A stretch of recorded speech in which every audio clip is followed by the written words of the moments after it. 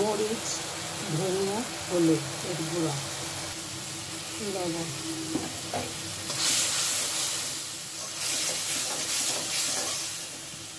আমার মশলাটা কষানো হয়ে গেছে।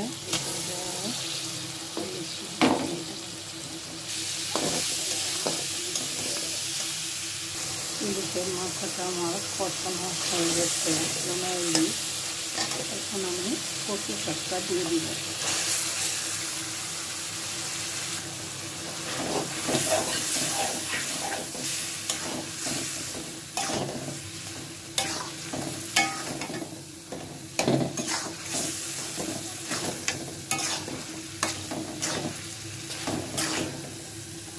আমি কচু শাকে 3টা আমসত্ত্ব দিয়ে দিচ্ছি। কচু শাকটা গলাতে তাহলে ধরবে না।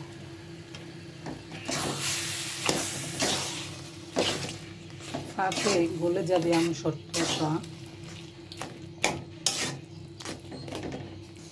আমার আমসত্ত্বটা গলে গেছে।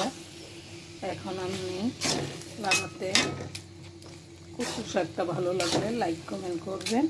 আমার কচু শাকটা লুনা ইলিশের মাথা দিয়ে আমসত্ত্ব দিয়ে রান্না করলাম।